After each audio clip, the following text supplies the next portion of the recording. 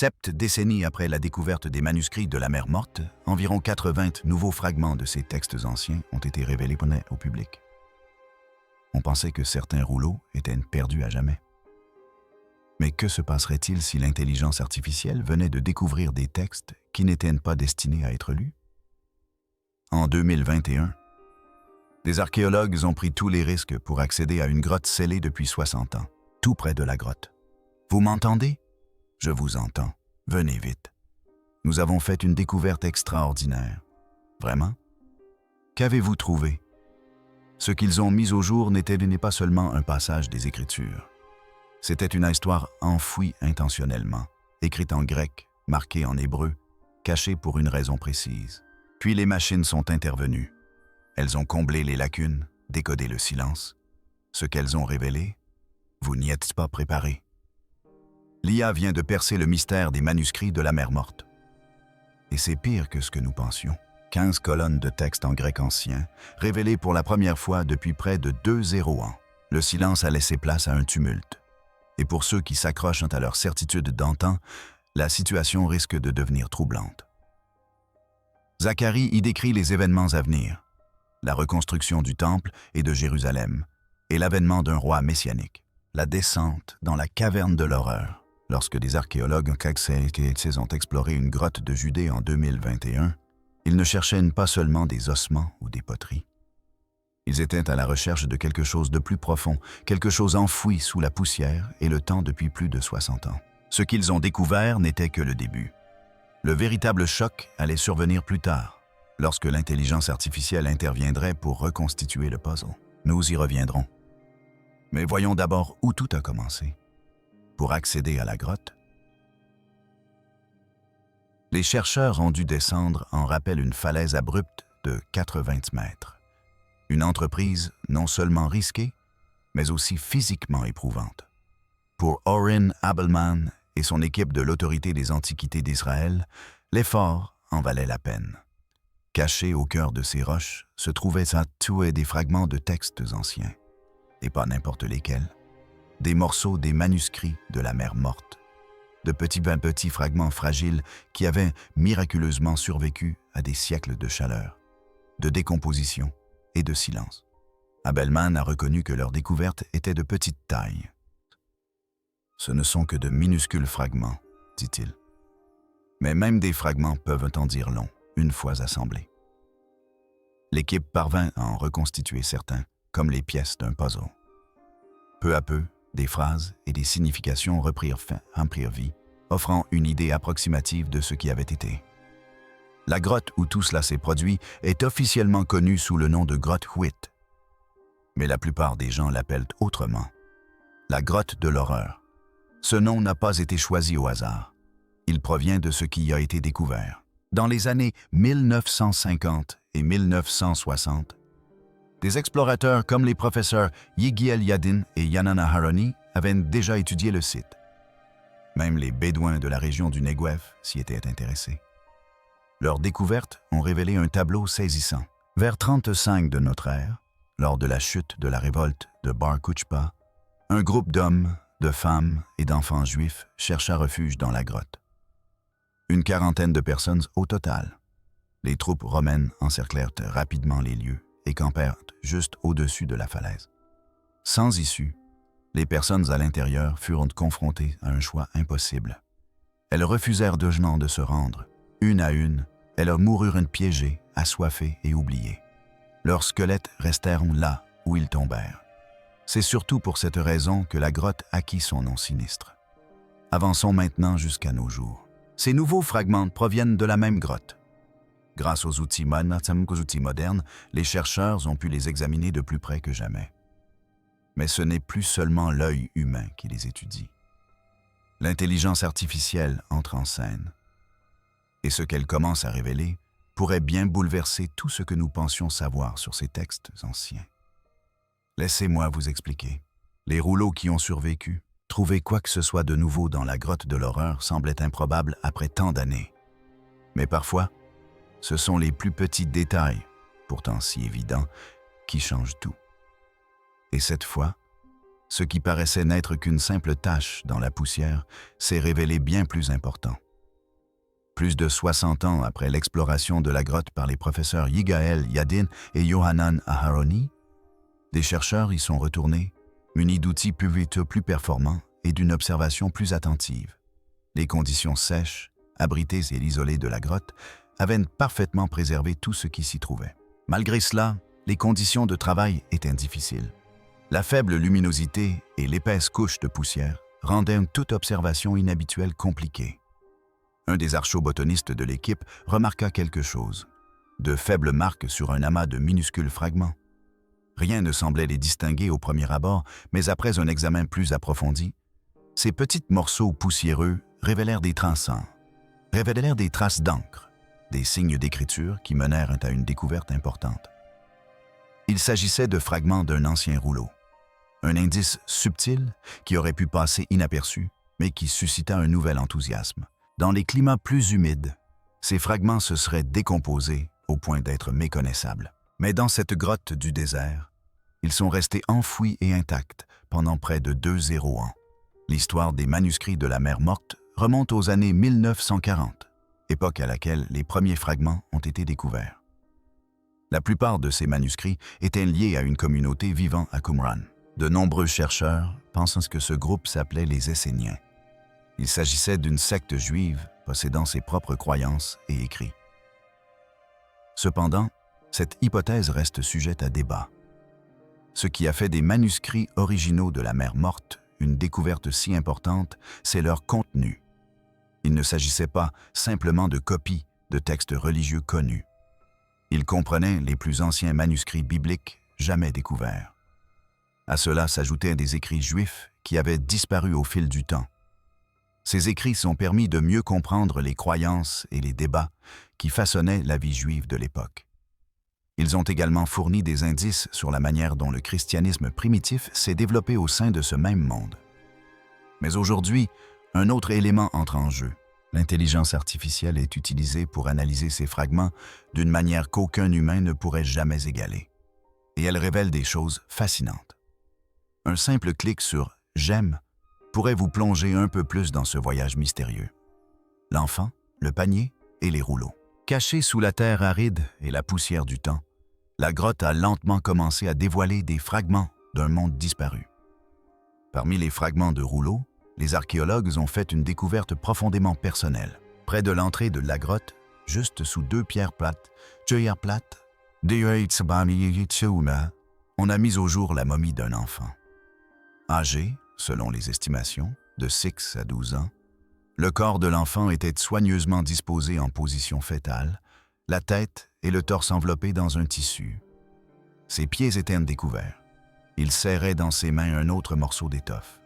La manière dont l'enfant avait été inhumé laissait supposer qu'il avait été enterré avec soin. Des analyses ultérieures ont confirmé que la momie datait d'environ 60 ans. Cette découverte était remarquable non seulement par son ancienneté, mais aussi par son état de conservation. L'air sec à l'intérieur de la grotte a conservé le corps intact et figé dans le temps. Les chercheurs pensent que le climat et la technique funéraire ont contribué à sa remarquable conservation au fil des siècles. Le petit corps enveloppé et reposant juste sous la terre semblait être un témoignage d'une autre époque. Mais ce n'était pas tout. Plus profondément dans la grotte, ils ont découvert un grand panier tressé. Son état était quasi parfait. Tressé serré, sa forme était idéale pour le stockage. Le panier avait un volume estimé à environ 5 litres. Des analyses ultérieures l'ont daté du néolithique. Point final. En fait, il s'est avéré être le plus ancien panier jamais découvert, datant de près de 90 ans. Oren Abelman a expliqué que des découvertes comme celle-ci offraient aux chercheurs une nouvelle perspective sur le développement des premiers humains. Le panier provenait d'une période connue sous le nom de néolithique B précéramique, antérieure à l'invention de la céramique. C'était une époque où les communautés du Proche-Orient abandonnaient progressivement la chasse et la cueillette. Elle commençait à former les premiers villages agricoles. Ce fut un moment clé de l'histoire de l'humanité. Les gens commençaient à se sédentariser, à cultiver la terre et à construire des habitations permanentes. Le panier n'était pas qu'un simple objet utilitaire. Il représentait un mode de vie en pleine émergence. La grotte avait livré bien plus que des rouleaux et de vieux ossements. Elle a offert aux chercheurs un aperçu rare du mode de vie des anciens, de leurs pratiques d'éducation des enfants et de conservation des aliments. Chaque objet a apporté un nouvel éclairage sur notre compréhension du sujet, des échos des prophètes. Tout ce qui nous est parvenu du passé ne nous parvient pas intact. Parfois, il nous est parvenu par fragments, petits et usés, mais suffisamment puissants pour être porteurs de sens. Ce fut le cas des fragments de rouleaux découverts lors des fouilles. Bien qu'incomplets, les chercheurs ont pu en assembler certains. Au total, environ 80 morceaux de parchemin ont été mis au jour. Après une analyse approfondie, l'équipe les a rattachés au rouleau des 12, également appelé rouleau des petites prophètes. Des fragments de ce même rouleau avaient déjà été découverts. Au début des années 1950, des Bédouins de la région de Nahal Eber avaient trouvé des pièces similaires et les avaient ensuite vendues à Jérusalem. Ce qui était remarquable avec ces fragments récents, ce n'était pas seulement leur ancienneté ou leur état de conservation, mais aussi la langue dans laquelle ils étaient écrits. Comme les découvertes précédentes, ces nouveaux fragments étaient écrits en grec et non en hébreu. Selon le chercheur Oren Abelman, c'était inhabituel. La plupart des textes bibliques découverts dans le désert de Judée sont en hébreu ou en araméen. Les rouleaux grecs, en particulier ceux de ce type, sont rares dans cette région. L'écriture elle-même fut réalisée par 2 scribes différents, chacun avec une écriture légèrement différente. Le contenu ne correspondait pas à la Septante, la traduction grecque la plus connue de la Bible hébraïque. Cependant, Abelman expliqua que le rouleau restait apparenté.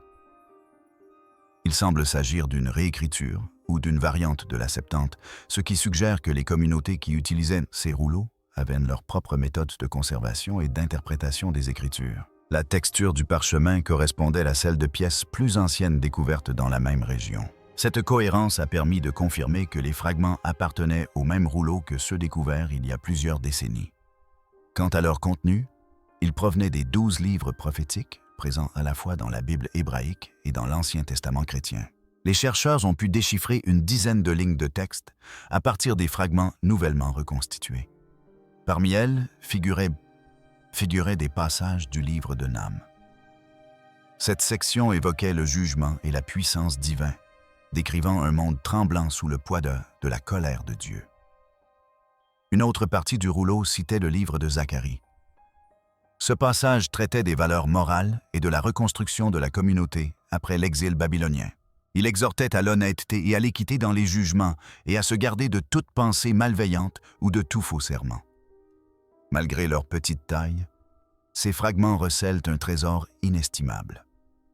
Ils offrent un aperçu direct de la manière dont les textes anciens étaient lus, réécrits et diffusés. Chaque mot qui nous est sans parvenu aide les chercheurs à retracer la circulation des écrits sacrés à travers le temps et les cultures. Et dans ces fragments de parchemin, longtemps enfouis et presque oubliés, nous retrouvons le lien avec les voix qui, jadis, les ont lus et transmis, ligne après ligne, rouleau après rouleau, comme des yeux numériques posés sur une encre ancienne. Que se passe-t-il lorsqu'on prend un objet ancien et qu'on utilise des outils modernes pour le faire revivre? C'est précisément la question que les chercheurs ont dû se poser face aux fragments fragiles et brisés découverts dans la grotte de l'horreur. À première vue, ces fragments n'avaient rien d'impressionnant. La plupart étaient minuscules, certaines à peine plus grandes qu'un ongle. Elles avaient été écrasées, noircies et fragilisées par près de 2 ans d'exposition aux intempéries et de dégradation. Avec autant de fragments dispersés et endommagés, comment s'y retrouver? Les méthodes traditionnelles avaient leurs limites et l'analyse risquait d'aggraver les dégâts. L'équipe a donc dû innover. Cette fois, elle s'est tournée vers l'intelligence artificielle. Il ne s'agissait pas de percer des secrets perdus ni de déchiffrer des codes mystérieux. L'objectif était simple. Ils souhaitaient récupérer le maximum de texte original, sans détruire les quelques fragments restants. Ils ont d'abord scanné chaque pièce sous différents types de lumière, visible, infrarouge et ultraviolet. Cela a permis de révéler des marques ténues, invisibles à l'œil nu. Puis vint la partie délicate. Ils utilisèrent un logiciel appelé reconnaissance optique de caractères, ou OCR, mais pas celui utilisé pour numériser les documents modernes. Ce système avait été entraîné à déchiffrer des écritures anciennes. Il pouvait détecter des caractères grecs ou hébreux anciens effacés, presque entièrement disparus. Chaque lettre était lentement restituée, trait par trait, mais la numérisation et la lecture n'étaient que le point de départ. Une fois numérisés, les fragments étaient analysés par un système d'apprentissage profond. Cette intelligence artificielle avait déjà été entraînée à l'aide de vastes collections de manuscrits, de rouleaux et d'inscriptions anciens. Elle ne se contentait pas de reconnaître des mots. Elle a commencé à identifier des motifs, des styles d'écriture, la disposition des rouleaux et même les types d'encre qui se répétaient sur certains fragments. Alors, que révélaient toutes ces données? Non pas des prophéties, mais des êtres humains. L'IA a commencé à remarquer que certains rouleaux provenaient du même endroit. Ils partageaient des similitudes d'écriture, de style de couture et de texture du papyrus.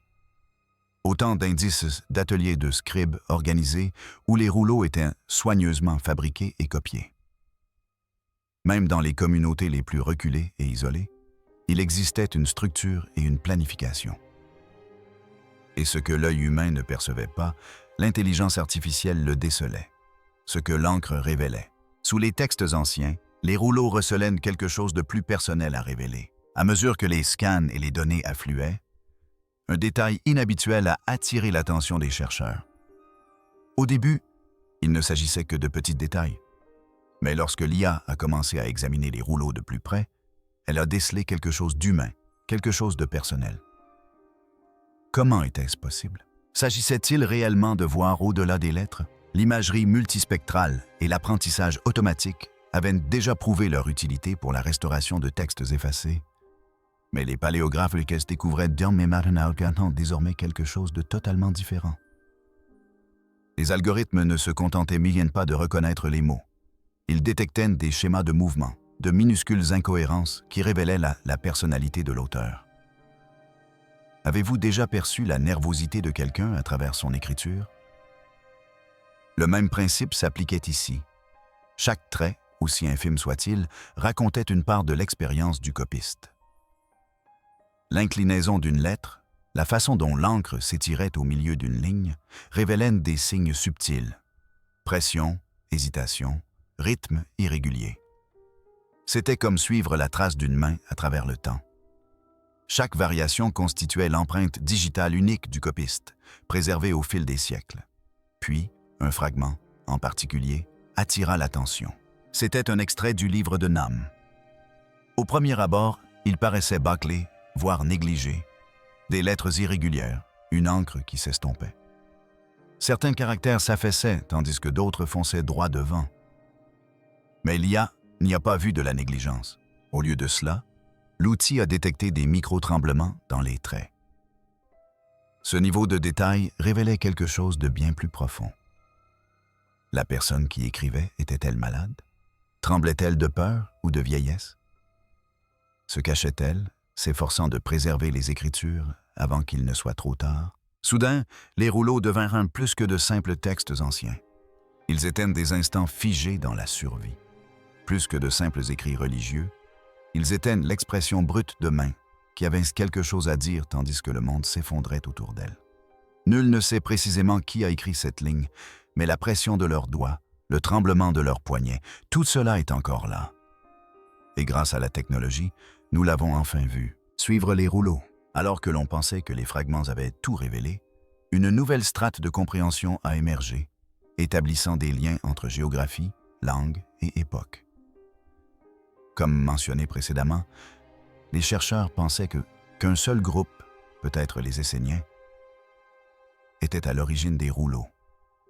Mais cette théorie a commencé à s'effriter avec l'arrivée de l'intelligence artificielle. Grâce à des outils puissants capables de détecter les moindres différences d'encre, de composition chimique, de parchemin, de texture et de style d'écriture, une image plus vaste et plus complexe a commencé à se dessiner. Les rouleaux étaient écrits non seulement en hébreu biblique et en araméen, mais aussi en grec et en paléo-hébreu. Ce dernier terme est généralement réservé aux noms sacrés. Ce phénomène n'avait rien d'inhabituel en soi, mais lorsque ces fragments ont commencé à apparaître bien au-delà de Qumran, dans des grottes comme Wadi Morabat et la grotte de l'horreur, cela a soulevé de sérieuses questions. Pourquoi étaient-ils si dispersés? Étaient-ils tous liés à une seule et même communauté? C'est alors que l'analyse par intelligence artificielle a commencé à remettre en question des hypothèses de longue date. Alors que les machines cartographiaient les subtiles variations linguistiques et les comparaient aux styles d'écriture régionaux connus, une découverte inattendue a émergé. La constance dans la préparation et la copie de ces rouleaux, malgré leur dispersion géographique, suggérait un système bien plus organisé qu'on ne l'avait imaginé. Certains fragments présentaient même des corrections délibérées, des lignes réancrées et des coutures hâtives. Comme si quelqu'un avait tenté de sauver ce qui restait lors d'une crise. Qui était à l'origine de tout cela? Et pourquoi une telle précipitation? Ce qui semblait être l'œuvre d'une secte isolée apparaissait désormais comme le fruit de plusieurs groupes, peut-être des communautés dispersées à travers Jérusalem et la Galilée. De fait, certaines variantes textuelles trouvées dans les fragments les plus récents de la grotte de l'horreur, étaient totalement absentes de la collection de Qumran. Elles correspondaient à des lectures provenant d'autres cercles juifs plus proches de la ville à l'époque de l'occupation romaine. Était-ce le résultat de la peur, d'un instinct de survie ou d'une tentative désespérée de préserver le savoir? De nombreux érudits pensent aujourd'hui qu'il s'agissait d'un effort concerté pour empêcher la disparition définitive des textes sacrés. Ils estiment que cette initiative de conservation a eu lieu durant le chaos qui a suivi la destruction du Second Temple. Alors que les villes tombaient et que l'espoir s'amenuisait, les rouleaux circulaient de main en main. Certains furent transportés à travers le désert, cachés dans des grottes ou même enterrés auprès des morts. Imaginez ce que ce voyage a dû être. Des scribes risquant tout, des messagers se faufilant à travers les lignes ennemies, des gardiens scellent des manuscrits sous la pierre. Aujourd'hui, l'IA et l'archéologie commencent enfin à comprendre le courage et la précision de ces actes. En analysant les particularités de l'écriture, la composition de l'encre et les techniques de fabrication du parchemin, les machines ont confirmé ce que l'œil humain seul ne pouvait révéler. Ce n'était pas le fruit du hasard. C'était une préservation intentionnelle. Un réseau oublié avait maintenu les rouleaux en vie. Et maintenant, des siècles plus tard, le code de ce réseau est déchiffré. C'est déchiffré petit à petit les lignes perdues des rouleaux. À mesure que les chercheurs poussaient les techniques d'imagerie par intelligence artificielle et de modélisation linguistique avancée, les fragments anciens ont commencé à révéler quelque chose d'inattendu. Ils ne se contentaient bien pas de traduire d'anciens textes. Ils levaient le voile sur des décisions prises il y a des milliers d'années. Les morceaux endommagés, fissurés et aux bords usés, n'étaient pas tous disposés au hasard. Certains motifs se répétaient. Était-ce simplement l'érosion?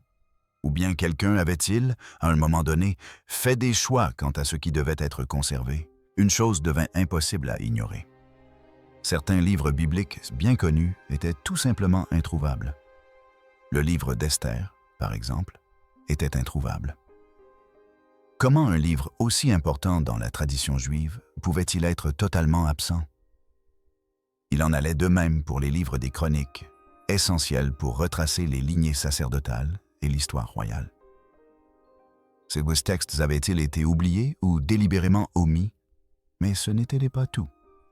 À mesure que de nouveaux fragments grecs étaient scannés et analysés, d'autres anomalies étaient mises au jour. Certains versets ne figuraient manifestement pas dans la Septante traditionnelle. Ils évoquaient des événements étranges et des personnages inconnus. Quelques passages semblaient en changer complètement le ton, passant d'un commandement divin à un consensus collectif. D'autres textes privilégiaient les rituels communautaires au détriment d'un culte centralisé. Ce seul fait laissait présager de profondes divisions. Puis survint un revirement des plus inattendus.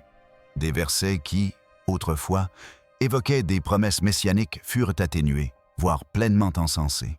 À leur place, on trouvait des avertissements alarmistes sur la décadence morale et sur la responsabilité partagée en temps de crise. Ces gens réagissaient-ils au chaos en temps réel? Se préparaient-ils mutuellement à affronter un monde déjà en train de s'effondrer? L'IA a permis de reconstituer le puzzle. Il ne s'agissait pas d'une simple erreur de transcription. Les modifications étaient précises,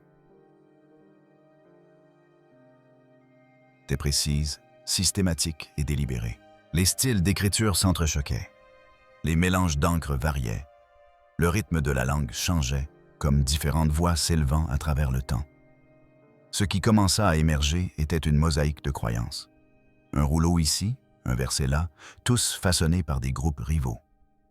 Certains groupes se tournaient vers un sauveur, d'autres se concentraient sur la survie. Certains voulaient restaurer le passé, d'autres semblaient prêts à le réécrire. Au lieu d'un mouvement unique œuvrant dans le secret, il ressemblait davantage à un réseau de personnes dispersées dans le désert, chacune portant des fragments de sa propre version de la vérité. Certains cherchaient à préserver la tradition. D'autres l'ont redéfinie impulsivement. Les manuscrits cessaient d'être des textes d'instruction religieuse pour devenir des témoignages d'une adaptation urgente. Les gens tentaient de préserver ce qui comptait vraiment, tandis que tout s'effondrait autour d'eux.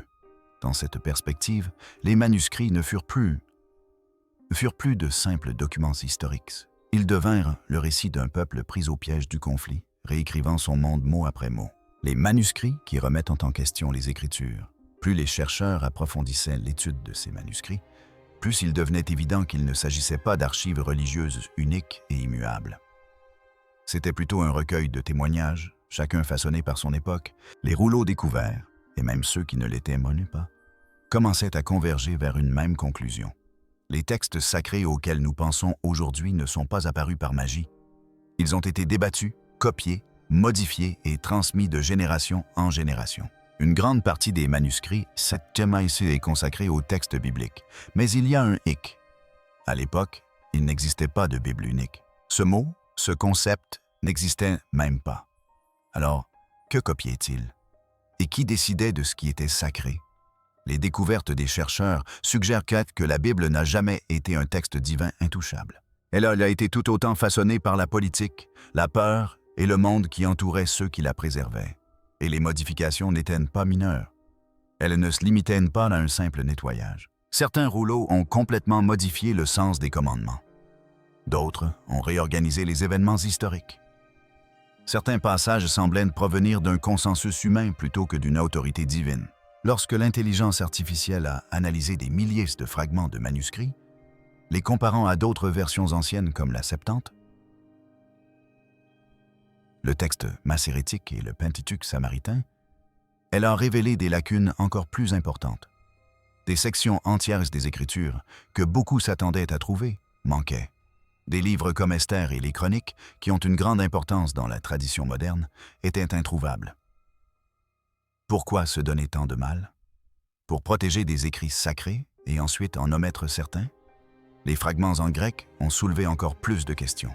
Au premier abord, on les croyait des traductions familières, mais un examen plus attentif révélait des passages inédits.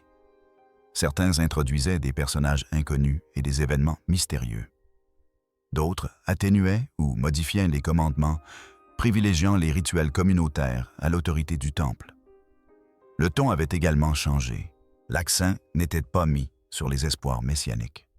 Au contraire, certains textes privilégiaient l'éthique collective ou les avertissements apocalyptiques. Cela pourrait-il indiquer que certains groupes réinterprétaient la religion selon leurs propres intérêts? Ou bien était-ce le reflet du chaos et de la peur qui régnait après la chute de Jérusalem?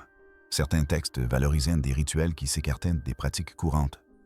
D'autres décrivaient la création d'une manière qui semblait totalement inédite. Une version évoquait un univers né non pas d'une paix divine, mais d'un conflit entre des puissances cosmiques. On ne s'attendrait pas à trouver une telle chose dans les systèmes de croyances actuels, mais elles étaient bien là. Les manuscrits de la Mère Mortée, analysés de cette manière, révèlent une réalité bien plus complexe que les seules archives religieuses d'un groupe. Ils sont le fruit de siècles d'éditions, de conflits et de compromis.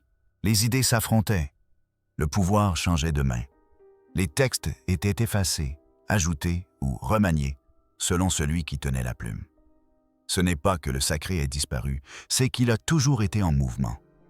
Secret des textes sacrés. Jusqu'alors, de nombreux érudits pensaient que les manuscrits de la Mère Morte confirmerait les écrits de la Bible moderne. Mais à mesure que les recherches progressaient, les découvertes révélaient une histoire plus complexe, façonnée par des décisions, des désaccords et des modifications apportées au fil des siècles. Au lieu de révéler un message immuable transmis de génération en génération, les rouleaux témoignaient d'un processus long et complexe. Le texte sacré, s'avérait-il, n'était pas parfait à sa naissance. Il avait été façonné, parfois lentement, parfois sous la pression, mais toujours par des mains humaines. Ce changement de perspective fut brutal. Il ne s'agissait pas simplement de fragments anciens.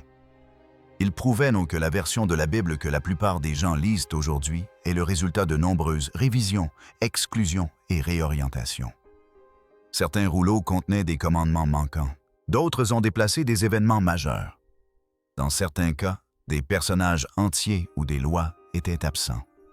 Comment expliquer cela? Et puis, il y a eu la question plus importante. Si les Écritures ont été remaniées au fil du temps, qui a décidé de ce qu'il fallait conserver et de ce qu'il fallait omettre? Qui avait l'autorité pour tracer la ligne entre la vérité divine et les ajouts humains? Il ne s'agissait pas seulement de textes anciens. Cela touchait au cœur même des systèmes de croyances qui guident des millions de personnes. De nombreuses traditions religieuses enseignent que leurs écritures ont été transmises sans erreur. Et si la perfection n'avait jamais été l'objectif? Et si la survie, la politique et le pouvoir avaient eu une influence bien plus grande sur le contenu du canon que quiconque ne voulait l'admettre? Pour les érudits comme pour les croyants, cette découverte a imposé une pause. Les manuscrits n'ont pas détruit la foi, mais ils ont exigé un examen plus approfondi de sa formation. Au lieu d'affaiblir la puissance de ces textes, certains affirment qu'ils les ont rendus plus réels, plus humains. Car lorsqu'on enlève les couches successives, il ne reste pas qu'un simple livre. C'est le récit d'une lutte, d'un changement, d'un peuple qui tente de préserver le sacré en des temps incertains. En relisant les fragments, les traductions et les lacunes, une chose devient claire. Les manuscrits de la Mer Morte ne se contentent pas d'enrichir l'histoire. Ils nous invitent à repenser les fondements mêmes de la croyance. Ils révèlent que ce que nous appelons sacré a été façonné non seulement par les prophètes et les scribes, mais aussi par les conflits, la survie et l'évolution des cultures. Il ne s'agit pas d'une perte de sens, c'est la découverte d'une vérité plus profonde. Un rappel que la foi, comme le langage, n'est jamais figée dans le temps. Elle grandit, se brise et se reconstruit. Et dans ce façonnage constant, elle devient non pas plus faible, mais plus vivante. Si ce voyage vous a plu, n'hésitez pas à vous abonner à la chaîne. Merci de votre attention. À bientôt pour une nouvelle vidéo.